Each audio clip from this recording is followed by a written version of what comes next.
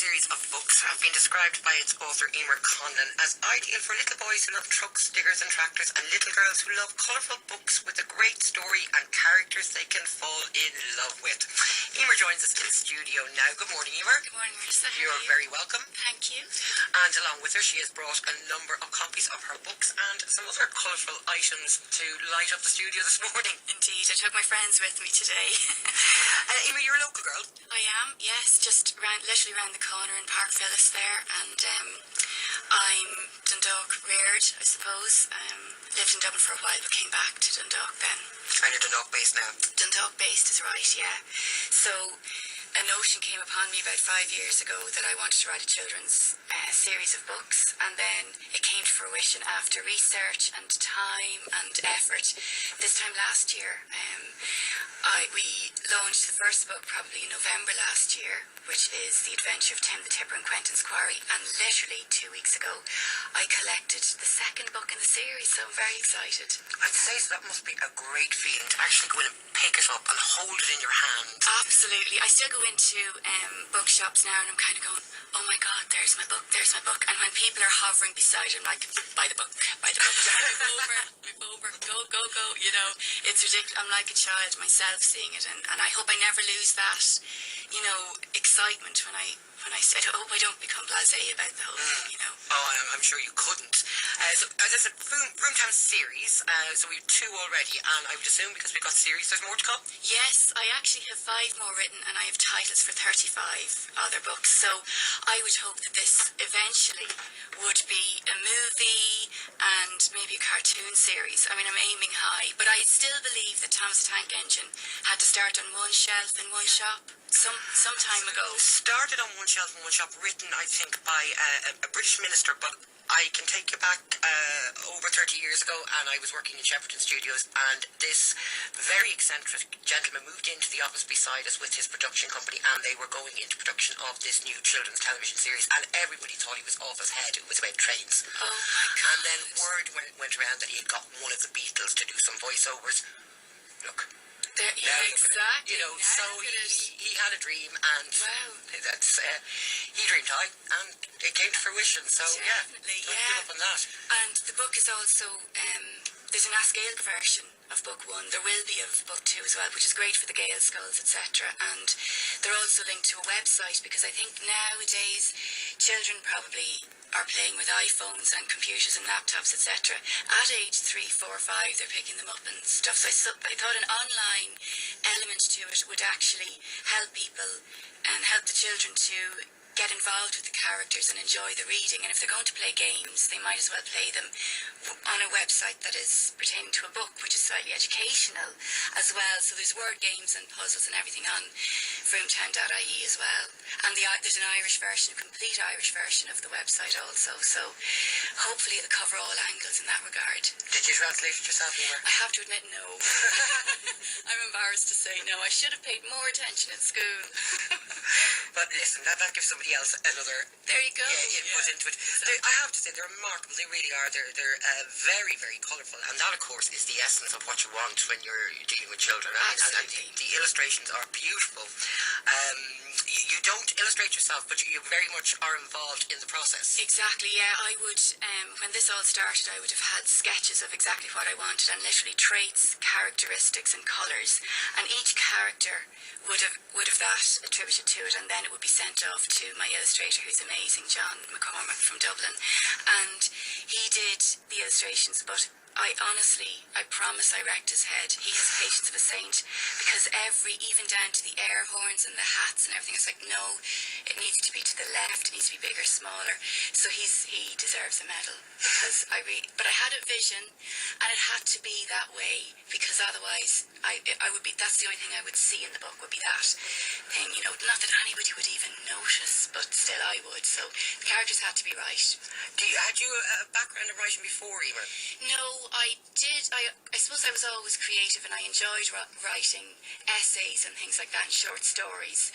But this is just a little bit of a new departure in terms of the children's books and things like that. And I remember when I first had the idea, I said it to one of my friends who was a teacher, and she said, she took me into a bookshop and she said, Emer, just look. And I thought I was one of the first few people that would have thought of writing a children's book at the time, 5 years ago.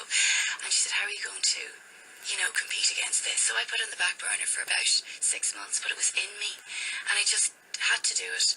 And I think it's better to kind of look back and say, yeah, I'm glad I did it, rather than I should have done that. Why didn't I? So this is the end result now. And hopefully we'll continue for another 35 books if everybody loves them and enjoys them as much as I do. And is there a lot, as you said there, when you went into the store, and did it almost put you off? Almost. Yeah. Because it didn't. When you went in and looked around the store, was there an awful lot of children's books? Oh my gosh, yeah, ceiling to floor, and probably at the back wall of this particular shop was all children's books, and they were kind of all higgledy-piggledy on the shelf. It wasn't as if they were structured that there's 1, 2. They were overlapping. It was unbelievable. But what I did notice, and what everybody will notice out there if they go into a bookstore and they look at the book that they're intending to buy and they turn it to the back, 95% are printed in Singapore, Hong Kong, China, etc. This book and the Vroom-Town series are printed in Ireland. They're printed in Drogheda, just up the road, which is important to try and keep jobs local. Sometimes, the cost is obviously higher, so hopefully I can sustain that. But everything pertaining to the book, like the website development, the book itself, the t-shirts and stickers that we have, they're all printed and made locally, so that's important. But it did turn me off for about 6 months, yes, Caroline, and then I thought, you know what, it's still in me there somewhere, so I have to just go for it and see what happens. Felt right to you. Felt right to me, yeah. And it looks right as well. So thank you. High quality. Able to have children yourself? I don't have children, but hopefully one day I might. And if I can't be a major part of one child's life, maybe I can be a teeny tiny bit of loads of children who like the book. Maybe I can do it that way. So lovely, that really is. No, I'm just wondering, so it was your inner child that informed this? Absolutely. That comes out quite a lot, I have to say. But yes, it definitely was. And the best part of having written the book is going into schools and reading and seeing their faces light up and be really enthusiastic about what goes on and stuff. And at the end we do an interaction session. So although the book initially I had thought it was going to be for boys because of the gender reading gap between children between 5 and 8. Now it depends on the parents, it depends on the school, etc. But in general there is a reading gap because boys don't tend to read as much as girls. But because it's about something that they've an interest in, they love it. Now, I've since realised that girls love the book equally as much, and in fact at the end of the reading sessions I ask them, would anybody like a girl truck? And they're like, yes, even some of the boys. So there might be a pink truck called Glitter or Sparkle maybe in one of the books coming up maybe. We'll see. Yeah. Well, I don't know about you, Caroline. You have 2 girls. I have, she's nearly 9, and when she was younger, she would have read, all the Thomas books, and she loved Mr. Men. She liked the Little Miss as well. But, I think children have a very young age. If it's colourful enough and it captures the imagination, they're not that concerned that it's for boys or girls. Yeah, exactly. And as I say, initially I was thinking of the boys and using that kind of as a marketing selling point, but you're absolutely right, it's a book for children. It is. I mean, if you look at the biggest success in children's writing in the last few years has to be the Gruffalo. Now, the Gruffalo is not pink and furry, but every kid loves it. Absolutely adores There's it. something attractive to them about Gruffalo. It's amazing, and the stories, they're massively successful and they've got a huge amount of merchandise and they're global, so one day you never know. Vroom-Town. The other trick is maybe appealing to the parents as well. Yeah. If you can hit on something that the parents enjoy reading, and I've there was some wonderful books I read for my daughter when she was younger, and then there was some awful trash, and a lot of it was that stuff that was pink and fluffy, furry, and poems, and silly little names like Ditsy and Dotsy and Daisy. Oh, please, can we put this away? But then you get your teeth into something like Julia Donaldson's. Yes. Yeah, and you're like, yeah, this is great. I'm enjoying it as well. I can go there. Like, bedtime is fun. Yeah, exactly. Exactly, but bedtime, and then again, it's not too long, because I remember trying to skip pages and wondering what I'm sure you're caught out sometime, Well, we all do that. You miss the plot. So it's a nice and concise, you know, and it's just it's the right amount, you know. Yeah, yes, That's not too long, so. because when you are reading to a child and you are tired yourself and you want them to be tired, you think, oh God, how many more pages? I know, exactly. So there's little text on exactly on each page, and that's it then. So. We're just going to take a track now, but stay with us, because we're talking to Emer Conlon, local author of the Vroom-Town series.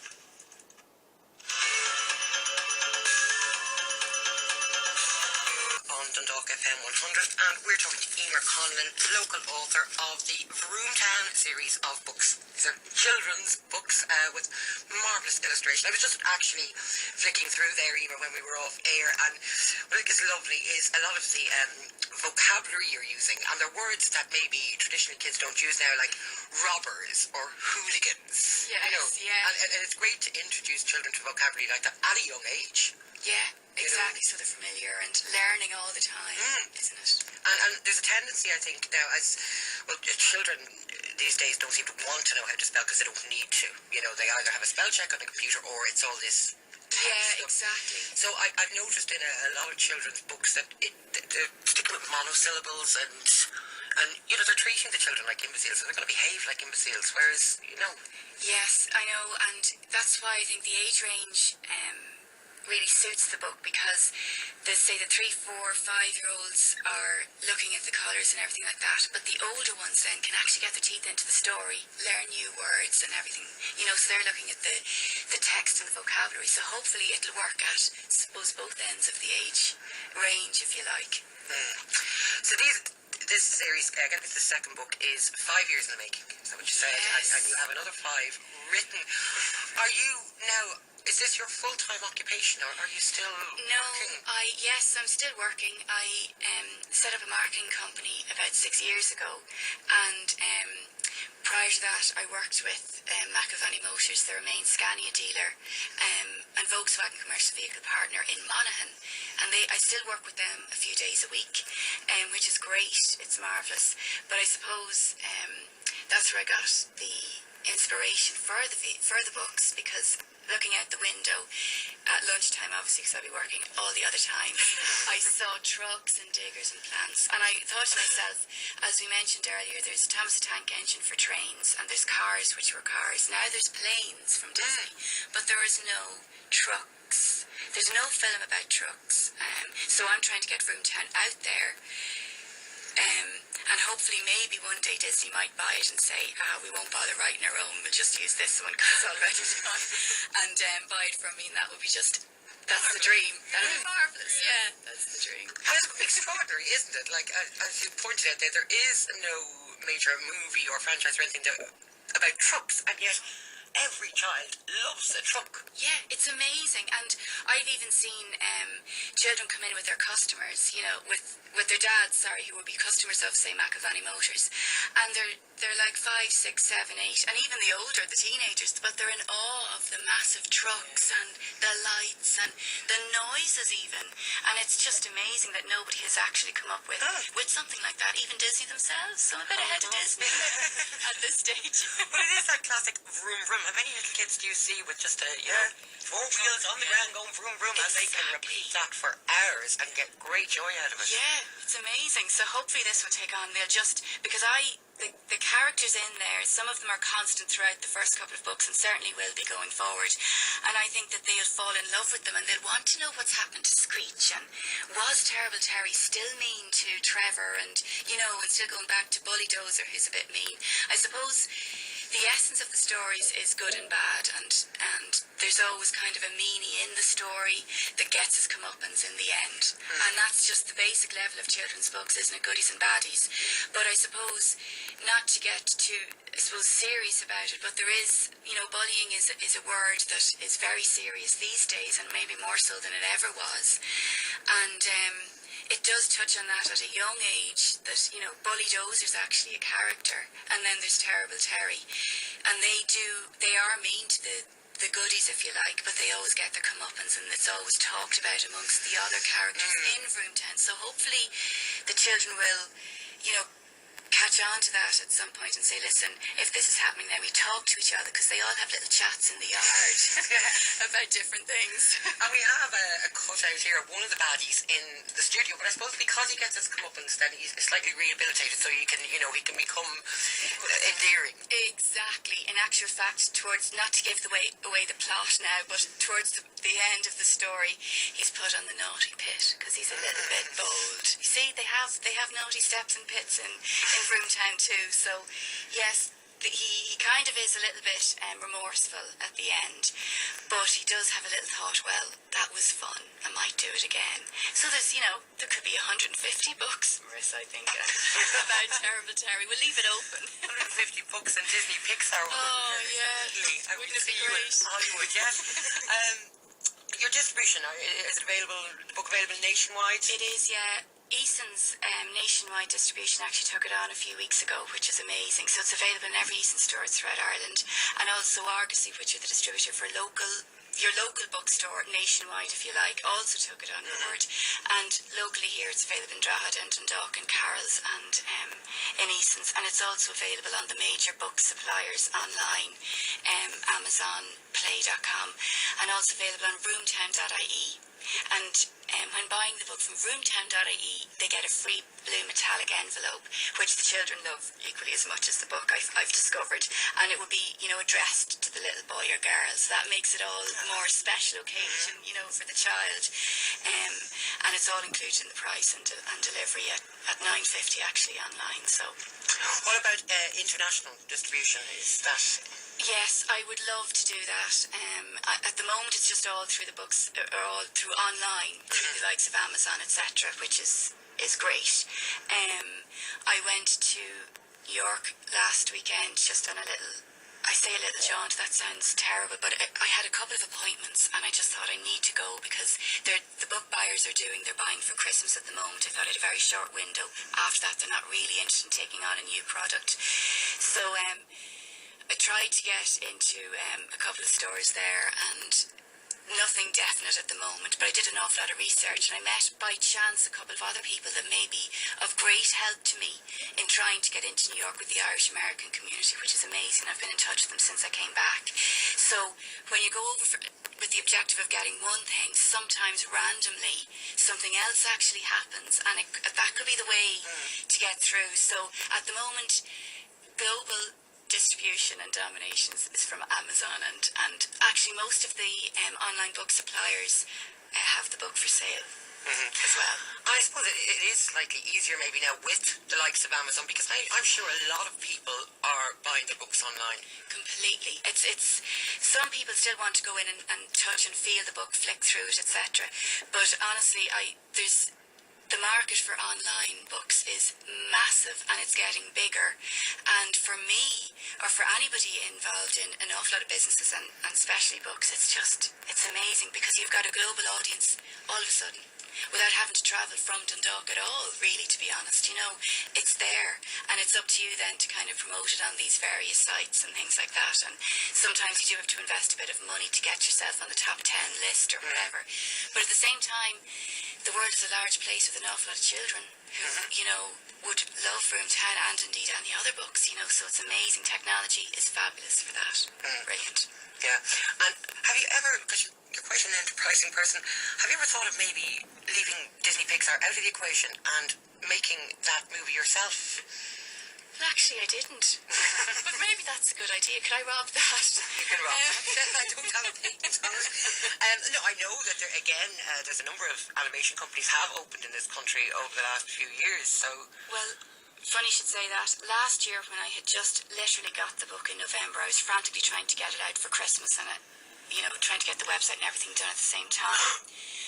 And a company in Dublin, a cartoon company, had expressed an interest in maybe sitting down and talking about perhaps doing a cartoon first. Now, at the time, my headspace was absolutely minimal, and it's something that I never went back to. And then I was thinking, well, I wait for Disney, because Disney wouldn't want... I know, I do giggle myself, I really do. That's what's but speed dial. Yeah, they just don't answer, but it's in my phone, it's there. But... because Disney wouldn't want to divide royalties or to divide, somebody else had, I suppose, the ownership rights of the cartoon or whatever. But then people were saying Emer, and they giggled quite like he did.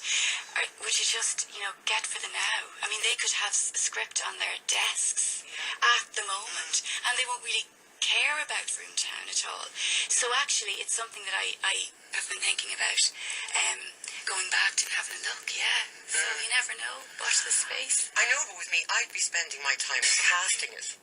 I'd have people in mind for the different characters, the voices I'd want, and... I know. Well, you know You've done what? that. Well, I've started with the theme tune and the music, which is going to be sung by Gary Barlow, because I'm a bit of a fan. Okay. And... when I was finishing the first book, I have the script for the movie, and it's really, and every book, I can't tell you what it is, but every book, it'll all knit together. So when I'm writing the books, I know what the thread is between them that will make sense for people for the movie, you see. Now, whether you read the books or you didn't, it's not going to be relevant, but if you did, there's another layer for these children's books, and what happened and why the people and why the baddies were baddies. But yes, hopefully Gary will sing the theme tune. We'll see. Cast any of the other roles? No, just handsome men from Hollywood. It's quite a general qualification. You wouldn't necessarily see them as Irish, would you? Oh, they could be. Colin Farrell would be quite nice. I can see Colin Farrell as that black truck there now. Yeah. He's a bit of a Colin Farrell look about him. Yes, well, if he's listening today, he can contact us through the studio. It would be great. This guy's a bit Brendan Gleeson, isn't he? Actually, you know what? This is great. He is. Do you need a casting agent? Yeah. Absolutely. But I just think, they say there's a novel in all of us, and unfortunately some people actually write them and they shouldn't. But, this is wonderful stuff. But I don't know how many people would actually think of writing a children's book. I know. It would never be something that would occur to me. And that's why I asked you about that question in the beginning. Had you been writing before? Because sometimes it's just, the likes of Madonna, and it seems to be celebrities because, they can't do anything else. And they churn out this awful rubbish that somebody else illustrates for them and put their name on it. Or, yes, yeah. I think somebody in the royal family did it as well. Fergie did it about helicopters, didn't she? That wasn't going to name her, but anyway. Right. But, there's a great, to me, it's a much more difficult thing to do, to write a captivating children's book, because, there's so much out there. It's a difficult imagination to capture because they have their own. Yes. They have their own ideas and their own, so to hit on something that will actually engage them is such an accomplishment. Well, and I can tell you, they don't hold back. If they're not interested, that's it. They will tell you. So throughout, as I said, the readings and everything, they just seem to be enthralled in it, and that's where, when I look at their face and go, right, the 15-hour days are worth it. That's amazing to have that reaction in somebody who's not doing it because they feel they have to, not being polite as we probably would do ourselves, because we've got that filter. Children don't have filters, so the way they see it is the way it comes out, kind of. It's very exciting. And have they ever told you what you might have done better? No, but I do say to them, who's your favourite character? Would you like to see a different character? What colours would they be? They actually, no, they haven't. Okay. They actually haven't. Well, that's good. That must be a positive thing. That's a very positive thing. Take it from me. Yeah, but they do ask the most bizarre questions, that are really nothing to do with the actual story, but does Bully Dozer have a girlfriend? And, different things like that, and I'm just thinking on my feet going, well, he has a friend who's a girl, but they're not boyfriend and girlfriend just yet. He's a little young, so you kind of go, you have to be the moral compass as well, and try and do all these things in the split second. But they're hilarious. I get great get great energy from them, actually, to keep going. But that's their job, their children. Yes. Look, they say if you give a child the gift of reading, you're giving it a gift for life. And I would very much subscribe to that. These are absolutely beautiful books. Thank you. Well done to you, Emer. I wish you the best of luck. We all wish you the best of luck, and with the Hollywood bit, because you've already said it's here. I'll remember you. You will remember us when you're, going to the Oscars or something, or even if you had a few roles there that we. Definitely, absolutely. Well, it was your idea, so I best include. Okay, that's great. Emer Conlon, author of Vroom-Town, children's series of books. They're available nationwide in Eason's, and they'd make a wonderful gift for your children this Christmas. That's all we have time to